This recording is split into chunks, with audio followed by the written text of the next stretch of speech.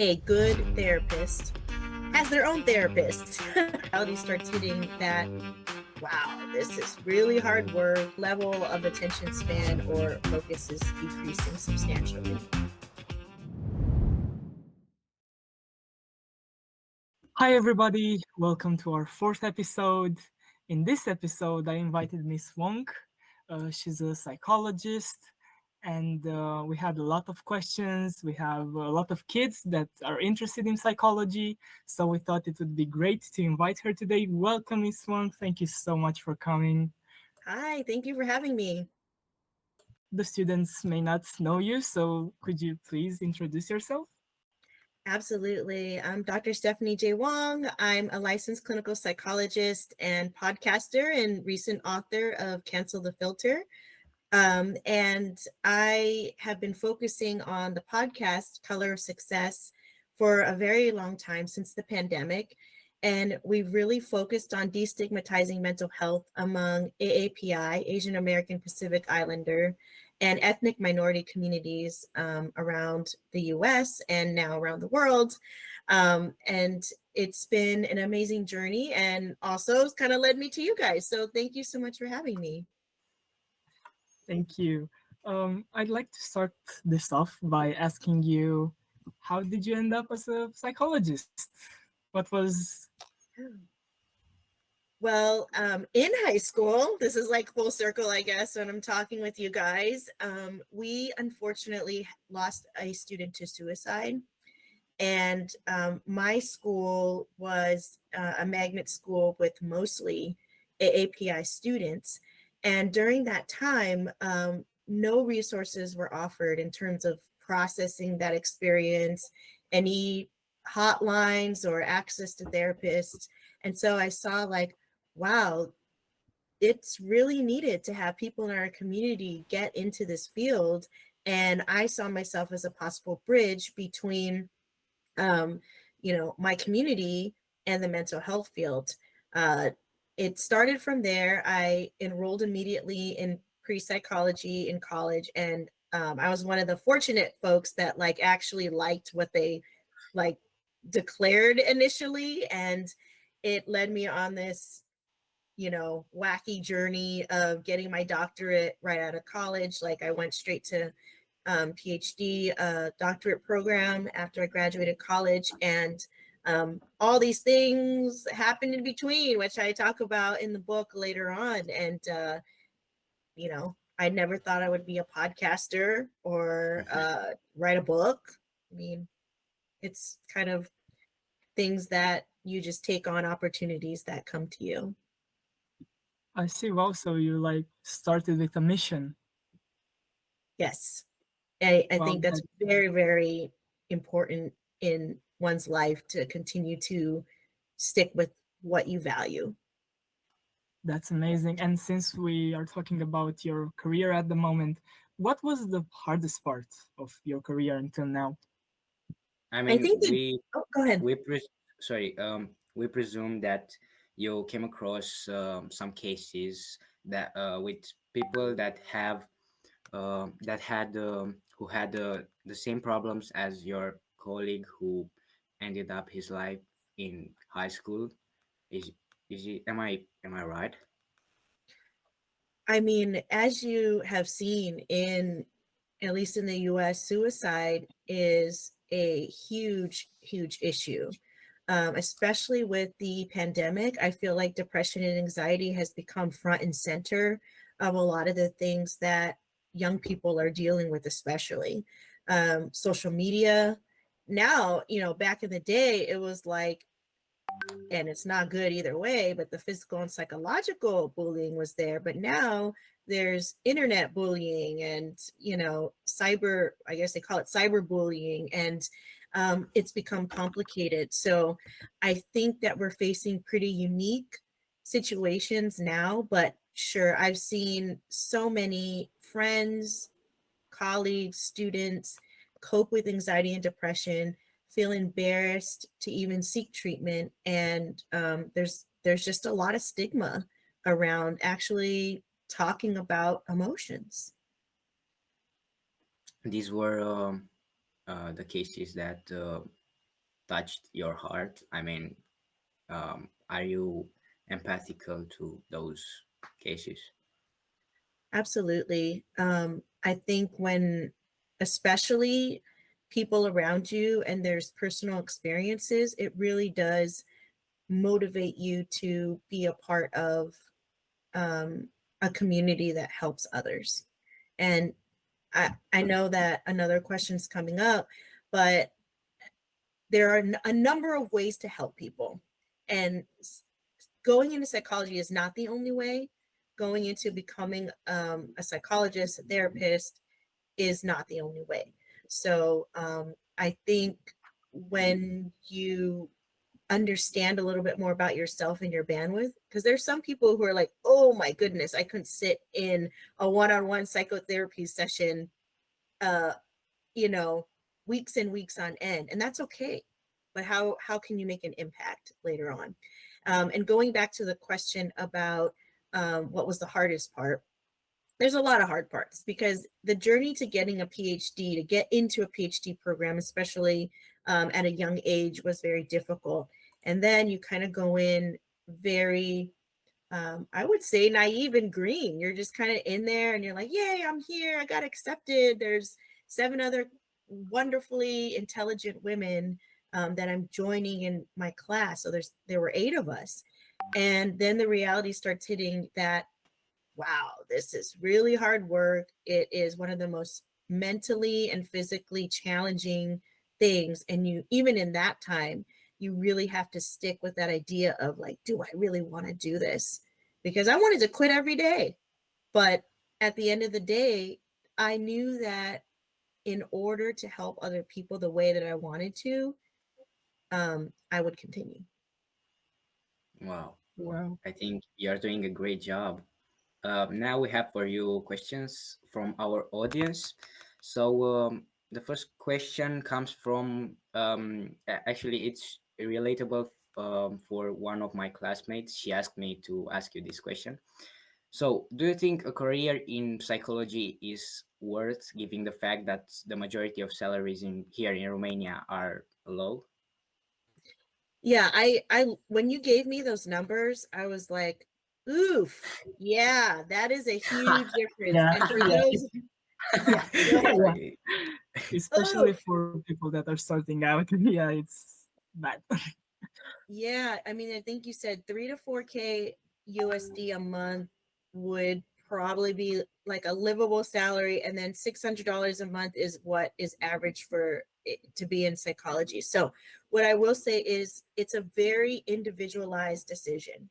And I know that may be difficult, but what I will say is evaluate your values, see what you want out of your life. Part of your values could be to, and for many people, it's to live a stable or financially wealthy life. And if that's the case, and if psychology doesn't cut it, then you have to make some decisions. And the other thing that I would say, but if you decide that that's the case, it doesn't have to be this very traditional path of like, I have to become a psychologist.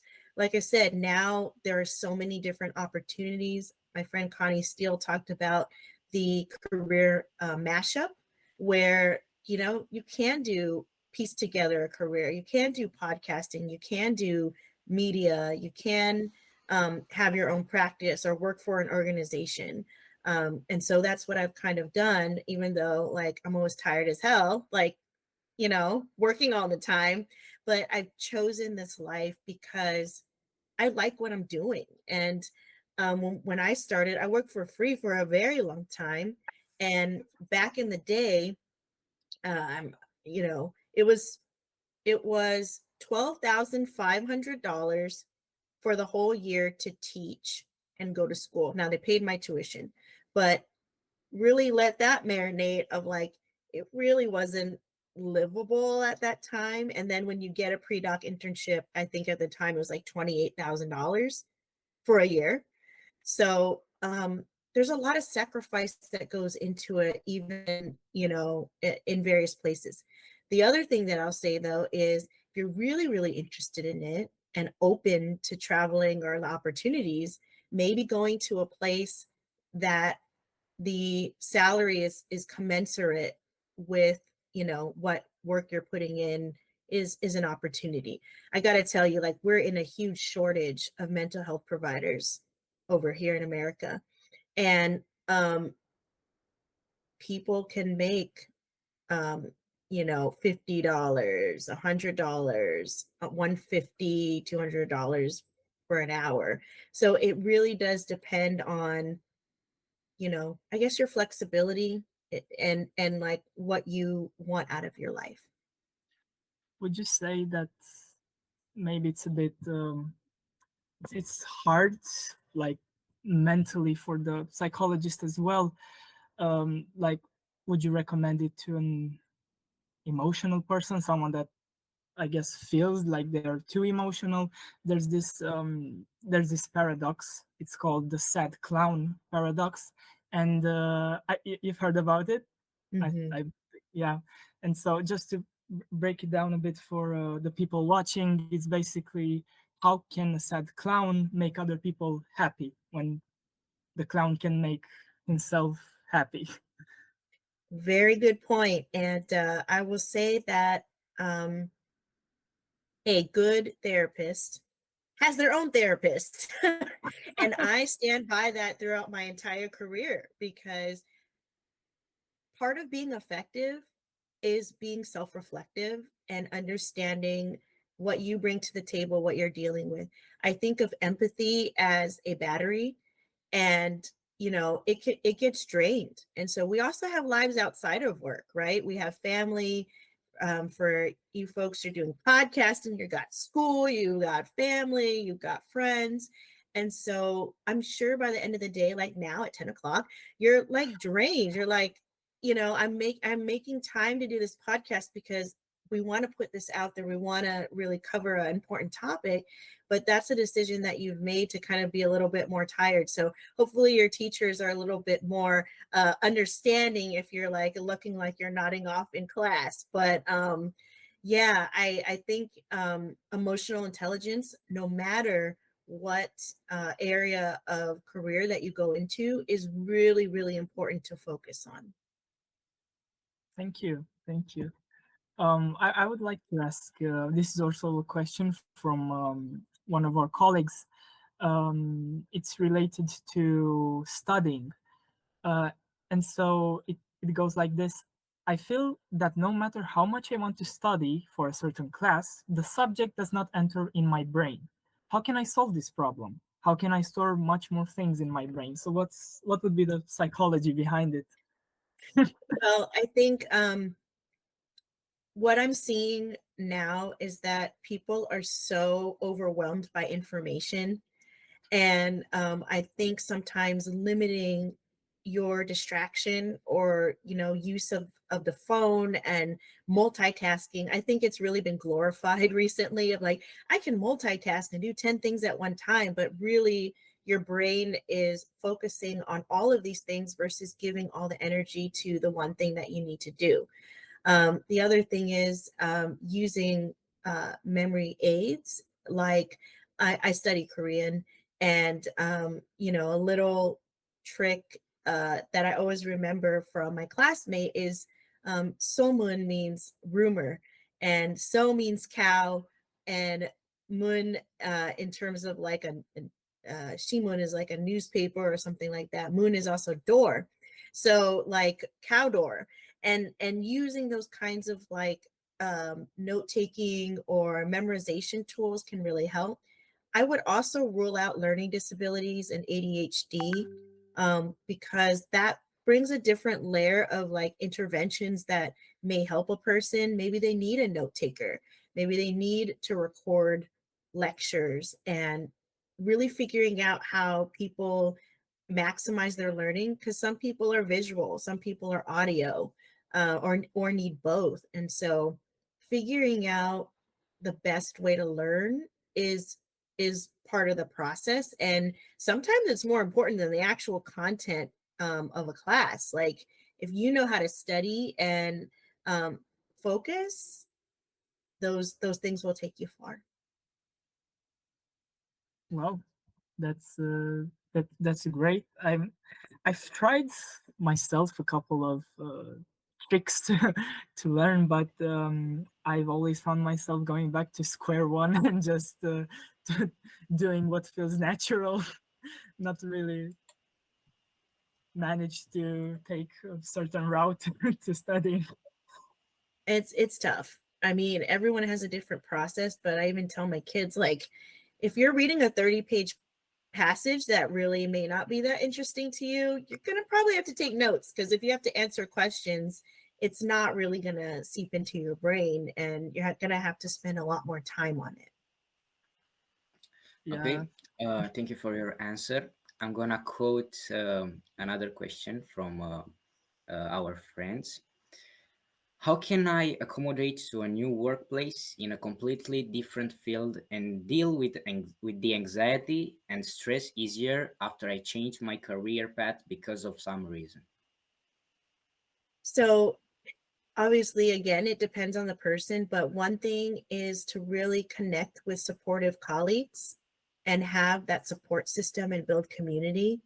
Um, of course, you don't want to pour all your anxiety out on one person on your first day, but I'm sure that there are a lot of people that have similar experiences and would be willing to help and mentor.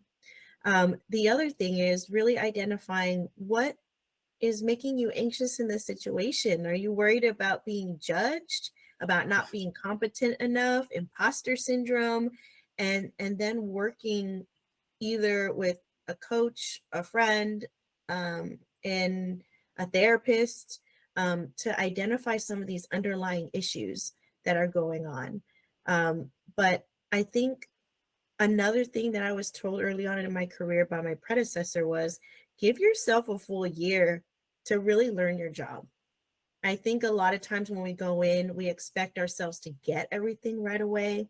And really, it takes a while to transition and learn not only the technical abilities, but unfortunately, the politics of an office or the politics of an organization. And even though maybe some person may have a higher title, there's actually another person that has way more like institutional power around the team. And so those nuances need to be kind of sussed out before, getting too down on yourself about things. Would you say people tend to rush this process? I mean, I think maybe. I mean, that's just my opinion. I've never worked before, but You're I working feel now. like maybe this. Yeah, I mean, there's a comparison I think I could make. So, for example, when people first go to the gym, like that's a pressure of seeing people that are doing the work, they're working out, and you feel like they know more than you and they do better, and they're already in this sort of ecosystems, so to speak, and maybe you feel left out and you want to mm, go faster and do things better, but you tend actually sabotaging yourself. um, is it like, how common would that be in relation to the workplace? I think you hit the nail on the head. I mean, we have to have realistic goals, right? You're going to the gym and you see buff stuff over there with like 20 different muscles on their on their traps, and you're like, you're not going to get there on day one, right? And so the realistic expectation is, maybe I'm just going to exercise for 30 minutes a day, or 30 minutes 2 times, 3 times a week, and then build up that, no pun intended, the muscles to be able to like sustain it. And that's the same with work. I'm not saying go to work 3 days a week, but to know, maybe the goal is to like learn a technical skill or connect with three new people a week. When I hire new folks in our program, one of the big things that I do. Hey, David, welcome to the party. Hello, sorry for being late. Um, the the thing that I do is have them meet with each of our staff members to learn a little bit more about what they do and how they fit into the organization and the mission. So I think people are are the bread and butter of an organization, and to really like just learn from them versus trying to jump right in and change the whole system, because you're gonna like piss a lot of people off if you do that. I'm talking from experience. So like take an assessment first and have realistic expectations. So this is also kind of muscle that we have to train. Yes. I see. Yeah, I wasn't mute when you stated that you as a therapist have a shoulder to cry on. How does it feel to have your own therapist? I mean, it's pretty cool. Fantastic. Fantastic. Okay. Fantastic. Because, you know, I think there are things that you can talk about with your therapist that are very different than your family or your friends. For example, if you have issues with your family or your friends, you don't want to act out of anger or frustration, right? You want to process that before coming back and saying, how am I going to approach them? How am I going to do this in a constructive manner? And they may see your blind spots that you don't see in yourself. So, I mean, it also comes down to fit, and I have a great one. But you really have to figure out you have to shop around a little bit, because if you don't feel comfortable with somebody, you're not going to really open up. I think I've heard that people tend to have this sort of how can I call it? They sort of feel this anxiety about changing their therapist. I've heard about that. Like they feel like they've built a relationship with that therapist, and now they're leaving, and they're not sure even if it might be a better decision for them. They feel like they're letting them go, and it's a whole battle. It's true, because you build a therapeutic professional relationship with someone and you're disclosing so many things about your life, and people feel like they have to start over. Here's a positive to it though, is that you're learning to trust more people, and and you're flexing that muscle of like having um experiences where you're sharing your emotions with more people, and maybe it'll become easier in outside of therapy in your life to talk about emotions with people you care about. Thank you. So, hello, Stephanie. Is it okay if I call you Stephanie? Yeah, Okay. So, sorry for being late, first of all.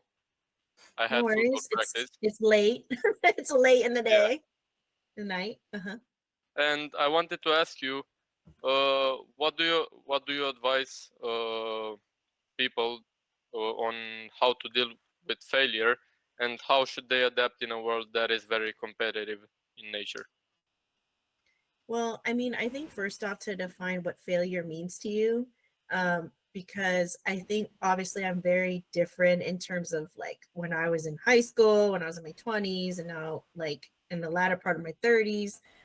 It's Korean skincare. I may not look like I'm pushing 40, but you know, that hence that is life. So I think maybe failure in that time of my life is very different than, you know, now, because maybe not getting the job that I thought I wanted and interviewed for was, you know, I felt devastated, but it allowed me to get my dream job because I wasn't committed to another position. Or, you know, maybe you don't get a certain opportunity or complete a certain project, but a lot of new opportunities open up to you, or you pursue other things. And so, I think Oprah says this often, is that really it's not a failure, but what did you learn from the Mhm. situation that you can then take and move forward in your life and make it better? Or what other opportunity can you focus your attention on in that situation? I know it's really, really hard. I mean, when you're in school, grades are like how you're evaluated. And so for some people, don't get me wrong, I was like, oh my God, am I getting an A minus or an A or A plus? And, you know, because I need those grades to get into graduate school. You know, that was like the focus of my life back in the day when I was in high school and college. So it is hard, but like in the larger scheme of life, do I remember what class I got an A minus in? I may, or Mhm. most likely you don't. You just remember that that was like part of the struggle, but think about the larger scheme of your life and like what's important, and some of the things will kind of fall away in terms of anxiety about failure. Yeah, And we now also looking back at like the fifth grade when we were really stressed, and now we're really stressed also about our grades. Now it doesn't seem to matter, but when we Yeah. think about the test that we're about to have, we're like, No, I know. is It's this a tough. kind of sorry No, is this kind of I would call it a fake failure, like a failure we create in our mind, and that's actually not there objectively speaking, but we feel like it's a failure. Do you think this is more present in children since we perceive grades as the downfall of our life and I think it's a thinking pattern, because even in adulthood, right? It's like, oh, I didn't get the promotion or I didn't make that amount of money. And, look at other people, what they're doing in their lives. And like I say in the book, like, it's cancel the filter. Like, people struggle even if on social media they look like they're living this baller lifestyle, and they've had to probably, you don't know if they use their rent check on going on this expensive vacation or whatnot. So I think really adjusting your mindset early on is very important. I see it in my kids, like, oh my god, like I'm getting this grade or I'm getting this assessment. And I think it comes down to like, I am more focused as a parent on people understanding and grasping the information, and versus, and usually that's reflective of a grade per se, not always, because like the test taking abilities too, like it could be tricky, like there could be trick questions. I don't know, but just the point of, are you getting the life skills and understanding things versus like hyper focusing, on the grade. hmm, yeah, I personally found out, I would say way too late, that failure is not a bad thing. Like we should learn through failure. And actually, I think that the gym sort of opened my mind because I was, oh my god, I failed this personal record, and it's so bad. And one of the guys that met her, he told me that you didn't fail, you just you you tried, and that was a learning experience, and your body learned through that failure. It's not like it's the end of the world. You will get over that record pretty soon. You just had to fail to make that happen. Yeah. Absolutely. And I learned from a psychologist recently, because instead of saying challenges or weaknesses, they're called growth edges. I'm like, I love that. Like, really, how do you work on your growth edges? Wow, that's amazing. Wow, that's a good quote right there. so our next question for you would be, uh, and this represents me more than a lot sometimes. What can we do in order to be more productive and stop spending hours doing useless things like gaming? Well, I would really try to put limits on, how much time you're spending on it, and also with look at your intentions. Like example would be when people, I know this ties into the other question of doom scrolling.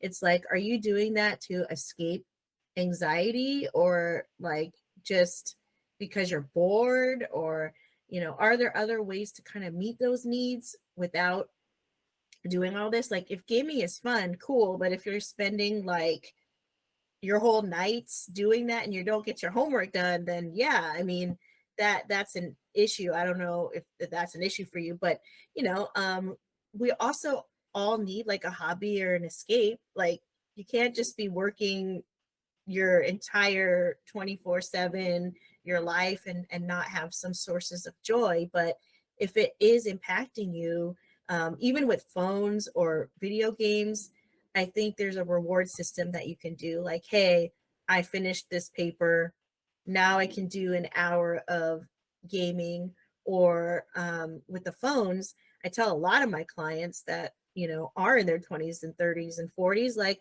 make it a little bit more difficult to grab your phone. Maybe an hour before bed, you put it in your nightstand in the drawer, or even the extreme of like putting it where you can't reach it. I mean, nowadays people bring their phones everywhere, sitting on the can, Yeah, it's a thing. It's like attached to your arm. And yeah, so it's like, Yeah. yeah, how do you like separate yourself from that to some extent?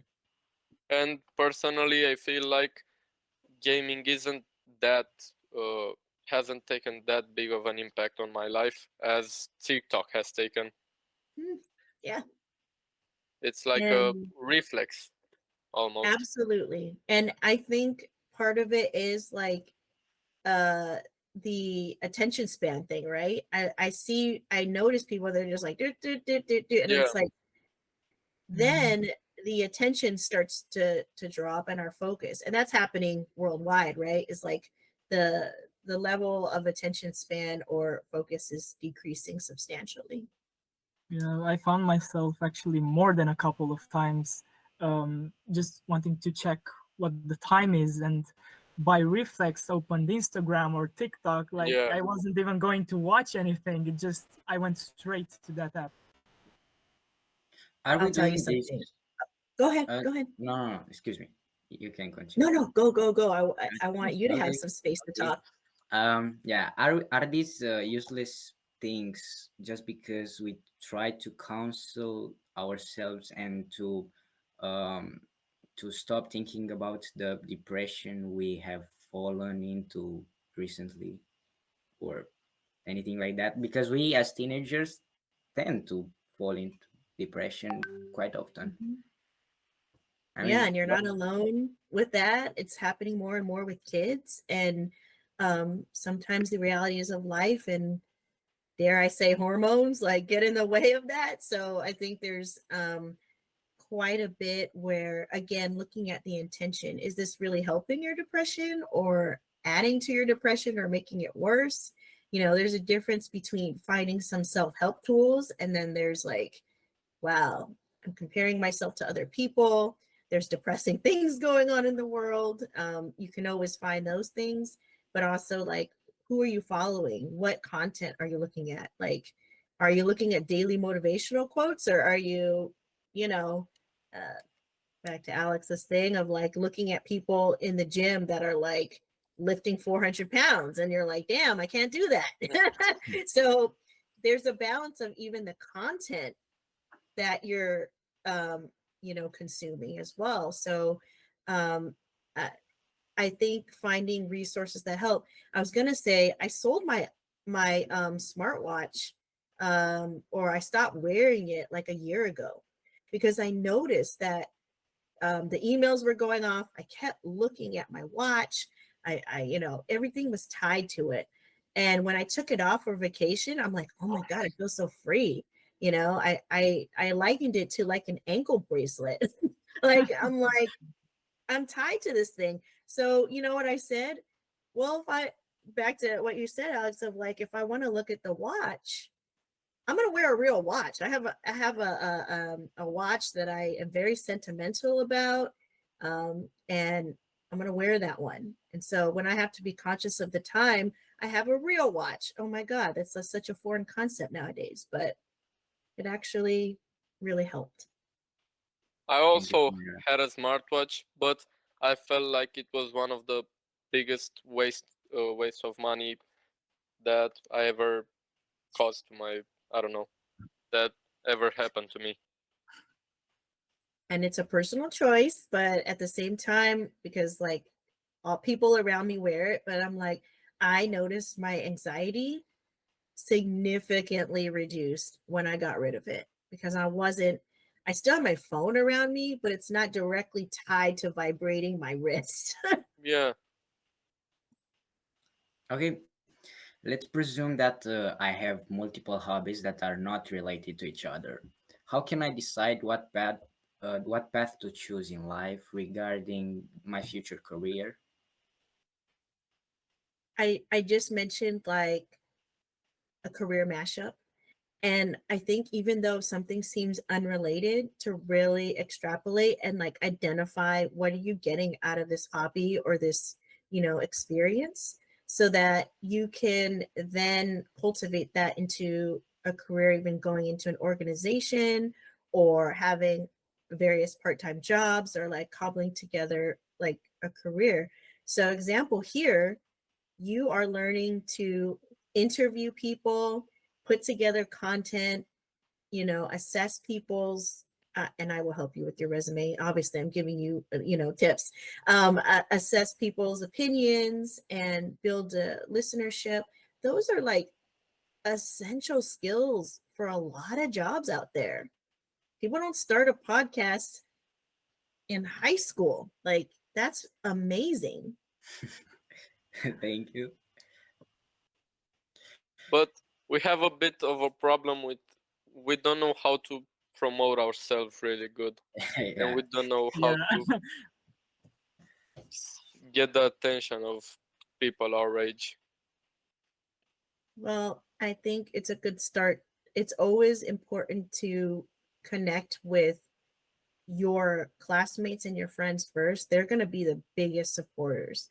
And as time goes on and, you start to, you guys are the experts. Like, I can't even imagine my kids are using CapCut and stuff, and like creating all these cool clips and stuff. They don't want to work on my podcast, but you guys have the knowledge and the skills to make these really cool clips, and you know what it takes to get like what content is can go viral, you know? So you just started. Like, what did I just say? Like, give yourself a year and a job before you like, can really learn it. Um, but content, the fact that you have it is like really important. And identifying what is success for you. Is success like having millions of downloads, and how is that actually going to feel? Like, what I've noticed is that it can create anxiety early on if you're constantly looking at numbers. Like the fact that I'm sitting here being interviewed by like Romanians is like, what? Like, who would have thought, right? So the fact that we're connecting, I feel like that's my success for the day, of like we're impacting each other's lives and having the synergy that like would never happen if we didn't have podcasts. Thanks Yeah. so much. We actually, I mean, we've went into this struggle that actually teachers go into pretty often. We started thinking, how can we make students be interested in what we're trying to do here? And we're actually sort of like teachers now. We're trying to promote something that's usually not something that children are interested in, and it's hard. It's harder than I thought. I thought I'm a student. I know what I like and what makes me want to watch something. So it should be easy, right? It's not. It's not that easy. It's actually harder. It's and algorithms and all those things dictate things, right? But it goes back to values and mission. Like, what is your actual mission with this show? And what's going to be the most helpful? So it sounds like you're trying to bring content that will help students. So, really targeting student organizations or, um, you know, people in classes about anxiety. Those are very important things, because it sounds like most people are struggling with this idea of failure and anxiety and stuff like that. What little nuggets can you take out of it? Because it's true, like even adults, like they don't want to watch long form content all the time. They want those little clips. And so even if you can find a couple of clips that like will be helpful to other people, but promotion is really, really hard. We're still doing it. Like, and it's we're in season 6, 4 years later, and it's a continual process. It can get very tiring and you can burn out. So if you think of this platform as a marathon versus a sprint, um, and what you actually want to get out of it, like I've really shifted my focus to like, well, my thing is connecting with people. I'm not going to become rich, like from my perspective, because I can't focus all my attention on podcasting. I'm not going to become rich off of podcasting financially. Relationally, absolutely. I've met so many wonderful people. I've gotten to interview um, various people in different industries. And, some would say, you are successful. You got to interview like so and so. But that's not, I treat everyone on the show the same in terms of like asking questions, giving them respect. I don't care what your status is, how much money you make. I want to make you feel comfortable. I actually think that people have been thinking way too much about money. And I know it sounds like it's something that people keep saying, and you can find thousands of quotes about it on Google. And we've heard it 1,000 times before. Money doesn't matter, rich people aren't happy, poor people are happier, and whatnot. But I think that even though people have talked about it so much, we don't really understand it. And I feel like there's been this shift recently where we think about, okay, what job gets the most amount of money? We're in high school, so let's think, what am I going to be? A lawyer, a doctor? What am I going to do? And I think that to I mean there are not so many people that think about value. And so there's a difference between bringing value to yourself and bringing real value, which is to the others. And so, what am I gaining if I'm doing everything for myself? Can I call this like a life worth living if I'm doing everything only for myself and for my own personal gain and success? I don't think that. I think that everybody contributes to society, to humankind, and there should be more people thinking about how can we evolve through bring value to everything you do, even if you don't have like a job that's paid that pays a lot. For example, you can still, as an adult, you can bring value to your children. As a friend, you can bring value to your like a student, you can bring value to your friends. You can bring value in so many ways. It's actually unreal how many ways there are to bring value. Yeah, I think that's really wise. And we joke with my kids, like with our kids, like, you have to figure out these problems because now they're going to be your problems, like climate change and stuff. And, it's true. I have so much hope for your generation, for their generation, because like you guys are innovative. You're thinking about these things in different ways. And don't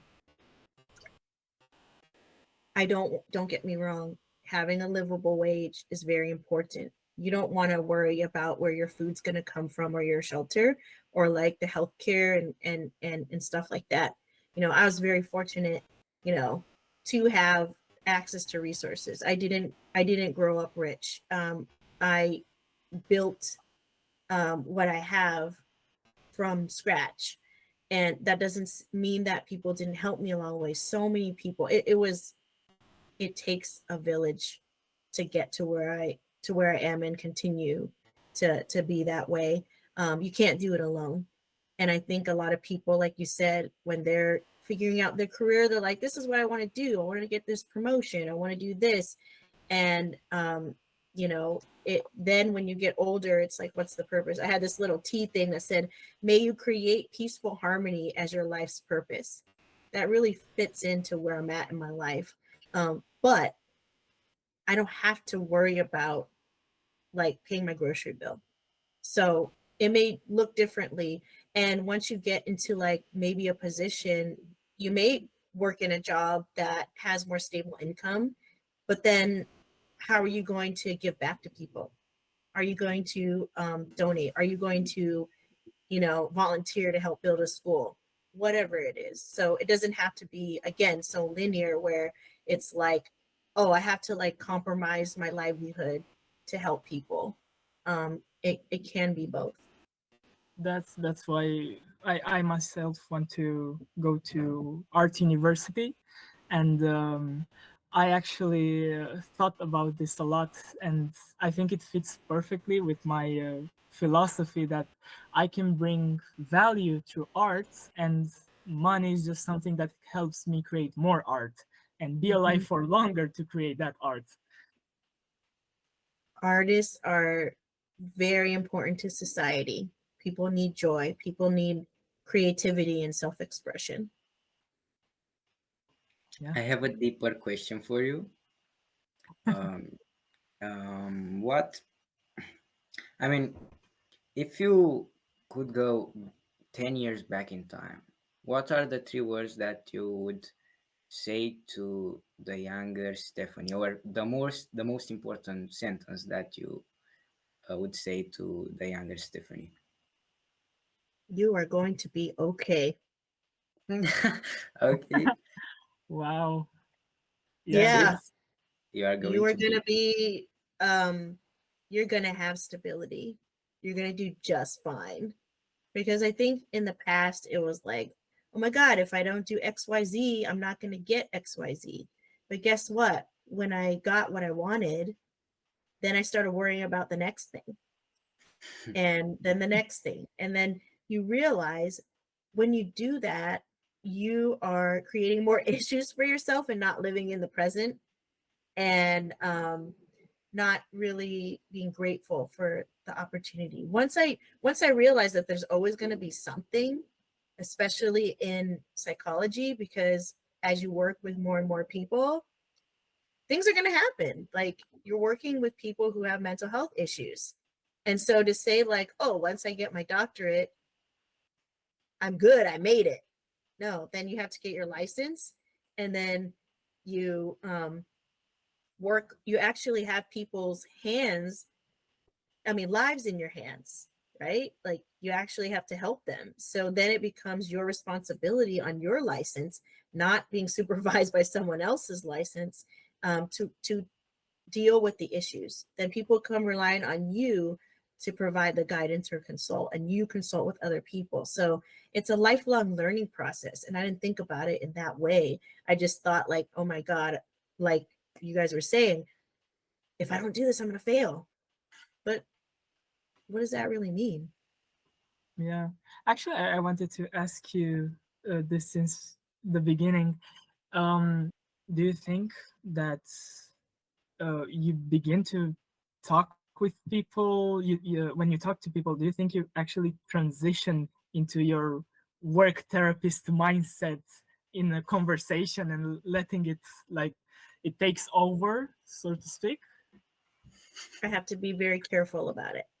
And my husband and I have been together for over 20 years. And so he was like, don't put your therapist voice on with me. So I have people in my life that check me. I don't worry about that. But it's hard to turn it off. And you have to be very self aware with it. Um, and sometimes it's helpful, sometimes it's not.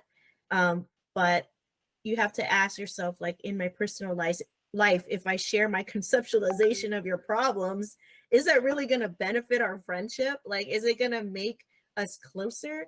And I tend to be the person where when things hit the fan, they do call me and they have that trust with me because I think and know that I can to some extent handle it. But I also have to know my limits. Like, no, you're my relative. I cannot be your therapist. But here are some great therapists that you can talk to that I will refer you to, right? Like, there has to be boundaries. Um, Yeah. okay. Related to our future career, when you achieve a level of success, you said there comes another level of success higher than the previous one. So, should we expect the unexpected, or should we just go with the flow and do our job the best in our best way possible? I think it can coexist, that you just need to be open in your mind and opportunities. Of course, like you want to give it your best at work. I've seen too many people like get too comfortable and it's like all right, I'm going to do the minimum possible. But I think always be open, and it may not present itself as simple as like, hey, do you want to do this job? This is the next promotion. But like, you know, maybe friends are doing different cool things and you want to get involved. It doesn't have to be full time. It can be part time. It could be a few hours here and there, but does it bring you joy? You know, what benefit does it give you? Wow. Yeah, I wanted to ask you something. Let's talk big projects. Like you wrote a book. So I want to talk with you a bit about the book, and I actually want to introduce it through a question, which would be, how can we manage big projects, or at least projects that seem big to us, and not see them sort of like a stress? And that's where I would like you to talk more in depth about your book, as I find it amazing that when someone writes a book, like there's so many pages, there's so much information, there's structure, and I find it fascinating. Yeah, it's been a while since I wrote like a big piece because in grad school, my dissertation was like 100 pages, right? And like that was daunting. Um, and I wasn't going to release the book. I had the manuscript for quite a bit of time because I was like, what am I going to contribute? This is my personal experience. So it's not this traditional like psychological theory book. It is like my personal experiences as a psychologist, as a podcaster, and working mother of color. And I think it hits upon a lot of the things you guys are talking about.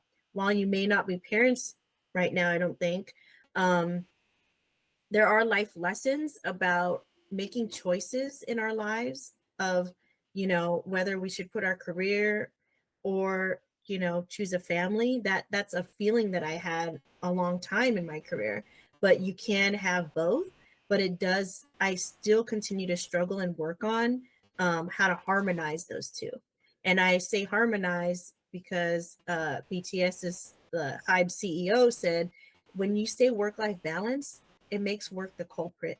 When you say harmony, you can figure out um, what what works in that moment. Sometimes work does take more time. Sometimes family takes more time, and so I'm still constantly working on that. But it talks about it's real talk.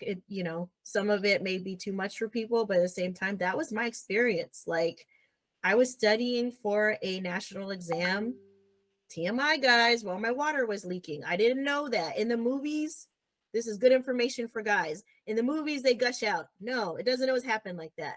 I didn't know that. No one talks about this stuff.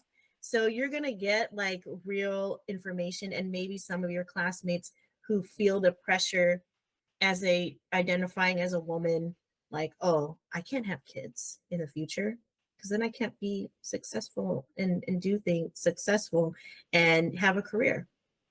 Maybe I don't want to get married because of that. And that's their choice. That's your guys' choice. But um, just trying to break down that barrier for people to say, um, you don't necessarily have to do things the way that it seems like you have to in society. Wow. I actually like this kind of these kind of books that you feel like you're having a conversation with someone. Touches a person, and it touches it, in it it touches the soul in a different way, and that's amazing. And congrats on writing the book. I mean, I bet it took a long time. So It took a lot of editing. It's a process, and that's the thing that I want to emphasize. It is a process. It wasn't like pressure from anybody, but I wanted to do it. It was a goal of mine. And now that you know my personality, I'm sure when you read it, you're like, oh yeah, that totally fits in her style when she throws an F-bomb out. Um, but it, like I said, it might be in your face for some people. And at the same time, like I want to emphasize it was my reality. It is my reality, not saying that it should be someone else's reality. yeah, thank you. Well, this is all the time we have today, but I would like to give you let's say 30 seconds to say anything that you want to students, to everybody watching, promote anything you want. So let's go 3, 2, 1. I want to wish everyone a healthy, happy life and really look at your values, because we've talked about this over and over on the show. Life is a marathon, you know, hopefully, fortunately for people, and really do the things that you want to do. I have really changed my conceptualization of success. It's not just about money or, promotions and all and titles. It's, can I do the things that I want to do right now and in the future? Sometimes that takes working extra to get that money to take that vacation. But I think of it in that way of like, am I able to live my life the way that I want to?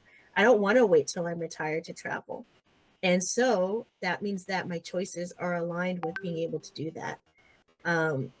If you're interested in mental health podcasts, colorsuccesspodcast.com, and the book is on Amazon or Barnes and Nobles or whatnot. Cancel the Filter: Realities of a Psychologist, Podcaster, and Working Mother of Color.